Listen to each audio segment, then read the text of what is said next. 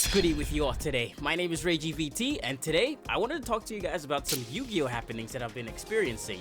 I wanted to talk specifically about my experience with competitive Yu-Gi-Oh as of late, and talk a little bit more about the game from a competitive aspect than someone who's now just started diving into the more competitive side of the game, even though I've been playing this game for a very long time. Now, Yu-Gi-Oh is a game that I've played for many years now, but I feel like throughout a huge part of this period, I haven't played the game beyond a casual, semi-competitive perspective until about 2020. Before this, I had taken breaks from the game in between eras and then came back when a new summoning mechanic was introduced, to which I would actually be really excited for. I left the game shortly before Link monsters were introduced and came back in about 2020 because my memories of playing the game at all corners of my life were just coming back. And I'm not talking about returning to the game after playing way back in the Duel Monsters era. No, I've played this game for years at every single turn of my life. Now, when I made my big jump back into the game in 2020 and also started my content creation journey, there was a lot for me to learn and relearn again,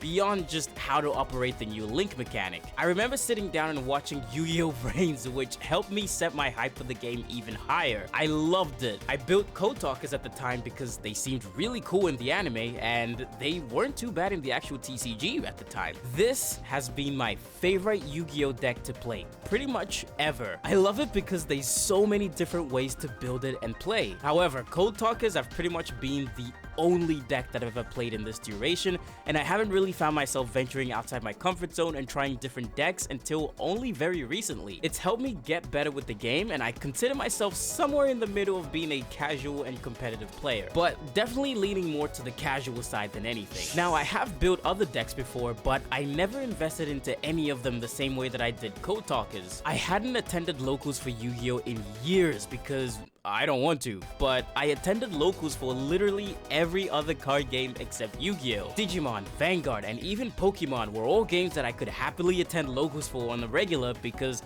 they were something new for me and the communities were great and really nice, as I've mentioned in previous vids before. As much as I love the Yu-Gi-Oh! Community, I'm not gonna lie, I felt really scared to engage with it as much as I'd like to, and that's just because Yu-Gi-Oh! Players are just a lot more critical of you, but that's a whole other topic I'm not gonna get into, and I've touched on it already in a few videos before. Earlier this year, I decided to attend my very first major Yu-Gi-Oh event at YCS Sydney. I was very fortunate to be able to go and didn't want to pass up a potentially once in a very long time opportunity and event because I don't get to go to big events like this. It has always been my dream to attend a YCS because I don't live in the States or Europe, so we don't get too much in terms of large-scale Yu-Gi-Oh events where I am. I plan on doing a YCS Sydney vlog initially, but I have no experience with making vlog style vids, so I just mashed everything together and hope for the best. Now, I didn't end up going through with that because I just don't know how to edit those types of videos yet, but I'm working on that skill. So consider this video what that video should have been,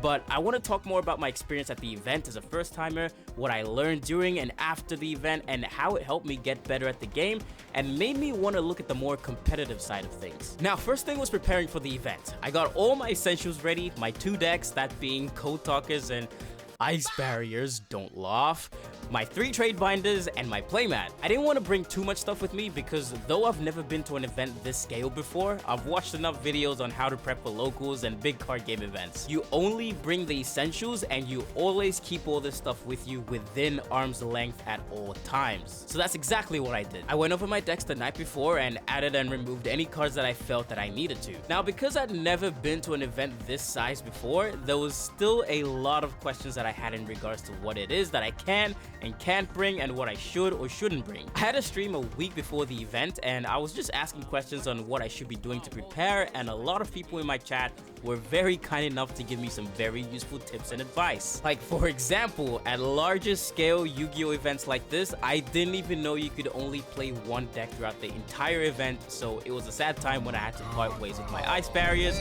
in favor of the more capable Code Talker deck.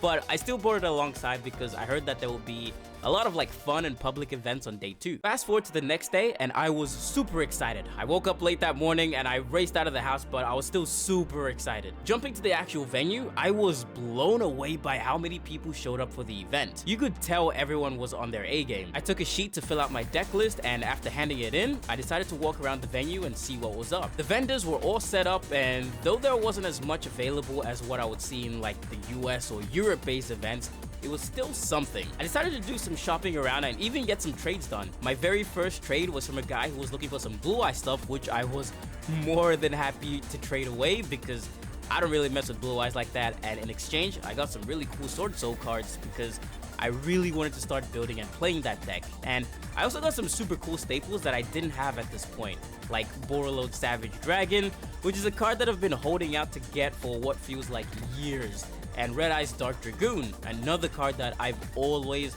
wanted to have so badly. I can't tell you how happy I was to finally have these cards in my hands at last. Everyone was taking advantage of the time that they had before the actual event kicked off to buy, trade, and sell, so I wanted to do the same. But I was really nervous to talk to anyone because I'd come to the event by myself, so I just did some casual shopping at the vendors for myself. Because this was an event that I saved a lot for, I decided to actually get myself something nice and got myself a cool YCS Sydney playmat to mark the occasion. Anyways, let's fast forward to the actual event here. My first match was against Blackwings, and man, you should have seen my face when I saw my opponent was playing Blackwings. I was so excited for some reason. I think it's because this being my first like real big scale like Yu-Gi-Oh event, and me being an online warrior and having played and tested like all these decks online, there was something cool about just like seeing it in person and in motion for myself. I don't know, it's a little bit weird to explain. I ended up losing the first round, but I won the second round and lost the third, so that was my first match loss. I wasn't really bummed about the loss either because though I wanted to do well, I didn't think I prepared enough to survive in a competitive environment like this. Moving on to my second match, I played against a branded Dark Magician deck who was also another fellow content creator. Ink Bros Gaming is another really cool Yu-Gi-Oh channel that makes a lot of really cool Yu-Gi-Oh content, so I'm gonna link all their stuff below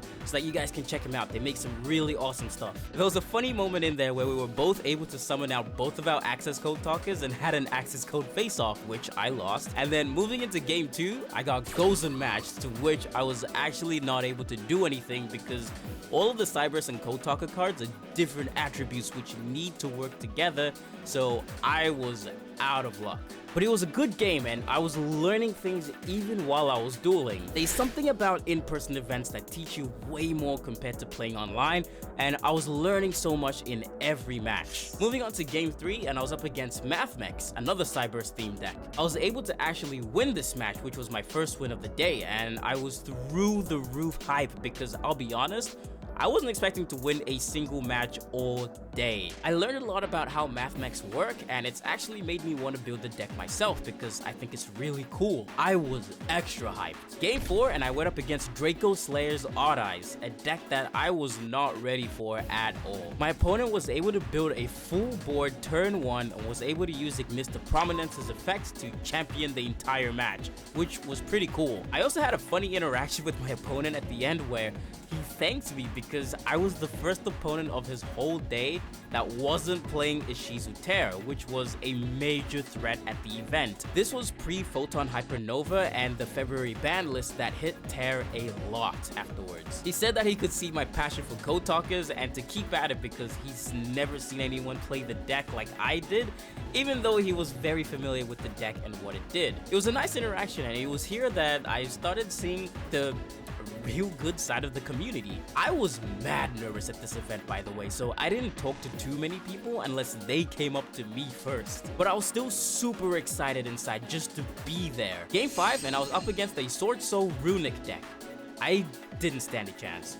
I knew how Sword Soul functioned to an extent, but Runic was a deck that I was still figuring out at this point, and seeing them both used in tandem was a pretty wow moment for me. I know, it was one of those situations where I wasn't even mad because my opponent played it so well and I just had to give him props for it. Despite my loss, this was a very fun match because my opponent would explain and help me understand the cards and different effects every time he did something, and this is something that I appreciate appreciate a lot and always try to make sure that I do myself. Sometimes it's very easy to play the game in a way that you just expect your opponent to know what you're doing because you just assume that they're familiar with everything. But not for me, man. A huge part of my Yu-Gi-Oh game experience has been online for the last 3 or so years since I came back, so everything that I know is stuff that I've had to go looking for because I don't have a Yu-Gi-Oh friend group or a local community to learn alongside. So having someone who cared enough to teach and explain to me what things do as they happened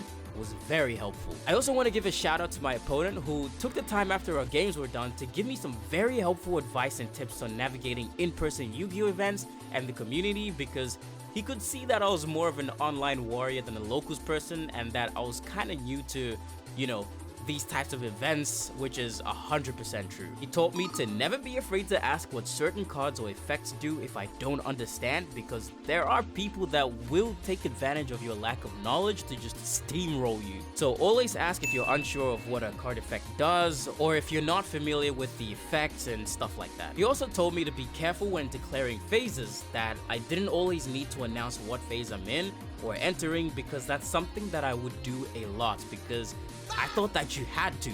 During most of my matches, I would always say, you know, main phase 1, enter battle, exit battle, main phase 2, end phase, pass turn. Like, I would do that all the time. But he told me that that's not necessary because people can take advantage of that too. Like, it helps to do so, but just know that if you're not careful, your opponent can take advantage of that as well. Lastly, he told me to be careful with trades and selling, because if you don't know the value of your cards, people will take full advantage of that, which is very true. I've seen this happen in some of the other card game communities that I've been a part of, and I'm familiar with this, sort of. And speaking of trades, this is where I got probably the best trades I'll ever receive. He asked me if there's any cards that I was looking for, and I said not really, outside of a second access code talker, because I was trying to secure a second access code talker at the event for whatever reason, because I want 2 access codes.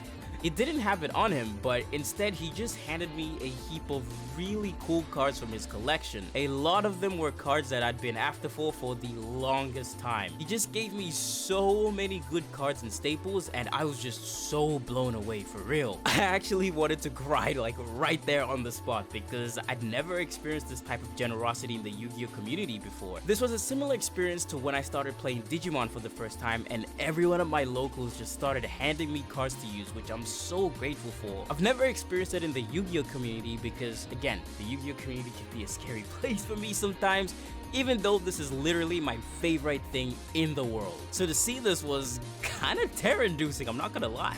I received a lot of really cool cards from him, but out of all of these, my favorite has to be this Neo-Spatian Flare Scarab that he gave me, which I would get signed by Jesse Cotton himself and come back to show him. A huge shout out to my opponent for showing me what the community is all about. If you're watching this, you know who you are, and I just want to say thank you again. It was a really cool experience for sure. Moving on to game 5, and I was up against Odd Eyes Pendulum, deck that I didn't have too much trouble with because I was able to pop and stop a lot of the special summoning that was going on, and when my opponent was trying to activate their pendulum spells, I was able to stop it with Silent Conflict at key points to claim the victory. I did some trades with them after, and they gave me some stuff from my Utopia deck, another XC-centric deck that I've always wanted to build, and some Salamangreat stuff because I need to complete the Cyberse trilogy. Game 7, and I went up against Endymion Pendulum, another pendulum-based deck that I was also able to win against. At this point, I'd been learning a lot as I was going, and I was extremely proud of myself that I was even able to win some games so far. It also made me start thinking of all the different ways and things that I could be doing to help myself improve and be more competitive once the main event was done. And with all the useful help, advice, and resources that I was given by other players so far, it made me even more excited to start getting into it. Game 8 and the final round for the day was against Witchcrafters, a deck that I had experienced against in Master Duel but had never faced in person. Honestly, I didn't think I'd run into a Witchcrafter player in person, like ever. I lost this duel because I just did not know how to get around all their spells and negates. I wasn't very familiar with the deck. Despite my matchups in Master Duel and all of that, I just wasn't prepared for it. And that was day 1 of YCS Sydney wrapped up. It was a major experience, and I went about even with my matches, which is something that I was absolutely not expecting. By the end of it, I found that a lot of people had dropped out of the main event throughout the day after they lost about 2 matches, which I understand, but I want to see this whole thing through despite my performance. I was just happy to be there, man. After the event, I decided to pick up some more supplies and products. I got myself a magnificent Maven's box because I wanted some Sword Soul stuff from there, and I got 3 copies of the Dark Road structure deck because after my 3rd match with Mathmex, I witnessed the most insane gameplay by the guy that was sitting next to me and piloting this deck. He was doing so many things at once that I actually lost track at one point. And the look of his opponent's face the whole time, who was playing Sword Soul, was just sheer pain. It was the literal definition of, you're not gonna get to play the game because I won't let you. And that was the moment in my mind that I cemented that I wanted to play this deck. I would even get some cards through trades later for it. I can't tell you how happy I was after leaving day 1 and returning home to go over everything. Day 2 came around and there weren't as many people attending as day 1, which I understood. It was the run for top 32 and above, so a lot of people didn't show up. However, there were still a lot of really cool things happening. Day 2 was when all the fun events were happening. They were hosting tournaments for the giant cards and tournaments to win some playmats, which ran all day. The winner mat events, as they were called, were running on demand because they had a heap of mats to give away. I entered both events, but I entered the winner mat event several times because I really wanted to win one of the mats. Now, one thing that I was surprised of was how I was able to dodge every Ishizu Tear player on day 1. I literally didn't face a single one all day by some miracle, but that would all end on day 2. My first 2 opponents were both Terror Elements, which I would lose to, but I would enter the winner mat event so many times until I won at least once. I just wanted to win once. And I did. I managed to win a mat, and it's probably now one of my favorite playmats that I own. I don't know if I've ever brought this up before, but I have a very big thing for collecting playmats, especially the official ones with the logos on them and the event ones. I don't own too many outside of some sneak peek ones which I've gotten through events, which look really cool. And now I had won my own for the first time. Now the rest of day 2 was a lot of casual dueling and events. Outside of the giant cards and playmat events, there wasn't too much to do outside of spectate the top cut players and have some casual duels of your own with some other players. Day 2 was where a lot of people took advantage of the time to buy, trade, and sell, and it was really cool. There were people that had set up stands to sell their cards, binders, playmats, and other merch, which I'm not too sure was allowed, but hey, don't question it. Just let it be. I was able to pick up a lot of really useful cards that I really needed and wanted. I realized that I didn't really buy too much at the event, even though I had saved up a lot for it, so I decided to get some extra playmats from the vendors and some extra cheap cards. Towards the end of the event is when everyone really went crazy with the trading and selling, myself included. At one point, there were so many people converging around the table that I was at, and everyone just took out their binders and passed them around. It was really cool. I made sure that I stayed very close to my stuff though, because I know things can get too hectic in these situations. Again, I got so many cool cards that I really needed and wanted. It was just such a cool experience as a whole. I took away a lot from this event. I forgot the feeling of playing Yu-Gi-Oh! In person and how good it feels to play TCGs in person with other people. The last event that I attended for Yu-Gi-Oh! Was at a convention in August of last year because they had a TCG station and they were running tournaments for different card games. Now, again, even though this is a game that I've been playing for over a decade now, it felt like my knowledge of the game was expanding only now because I was always more of a casual than anything, but I knew my way around a deck. But to be in a competitive environment like this was something else. Ever since, I've changed my approach on how I deck build, and I've actually been building a bunch of different decks which I can't wait to show you guys very soon. Because I've opened so much sealed product on both of my channels, I found that I had a lot of cards that I already needed to build what I wanted, or at least the cores of what I needed. These days, I also don't buy as much sealed stuff anymore in favor of just buying singles, which I know is something you hear a lot, but this has actually been really helpful. The only time that I buy sealed is when a new set releases every couple of months and the occasional structure deck. It's helped me a lot and has saved me a lot more money. I've also been making more of an effort to attend locals weekly, as much as I can because being in that type of competitive space has really helped me up my game. Plus, you get to see how other people do it and you learn from that better. Though I still don't have a Yu-Gi-Oh friend group in person or any other friends that play Yu-Gi-Oh, I've been able to interact with the larger community a little bit better than before. Plus, I have friends that have gotten into Yu-Gi-Oh either because they see it so much on my timeline or on my channels, and it's been great interacting with people in that way. I've been getting over my hesitations to interact with the community, both in person and online, and I've learned to play the game more comfortably with the help of others. In the however many years that I've been playing the game, I've always more just played the game and enjoyed it for myself because, again, the Yu-Gi-Oh community, for me, compared to other TCG communities, can be a very scary place, especially with how much easier it is to share opinions about the game and stuff online. People just seem way more critical, and it's always seemed a little bit too clicky for me, I want to say, especially in the creator space. So I've always just kind of enjoyed the game for what it is by myself and kind of in my own little bubble without engaging too much with the community. However, this isn't to say that the community is bad or anything. No, don't take what I'm saying like that. This has just been my own personal fears and concerns, which I'm only now learning to get over and get through. I would absolutely love to work with more people on stuff in the future, and I just really want to continue expressing my love for this game even more. Anyways, all this to say that I've been really enjoying the game lately because I feel like this whole other side of it has been really opened up to me, and I hope that I can continue to share my journey with it as I go. It also helps that I've been really enjoying this current format compared to the last one a lot more because even though there's one deck that's considered top dog, there's so much more variety that we're getting to see now. Also, getting to finally attend my first YCS was an experience that I will never forget, and there's nothing that I'd change about it. Well, actually, maybe there is one thing that I would change, and that's that I wish I could have gone with friends or a friend to make the experience better.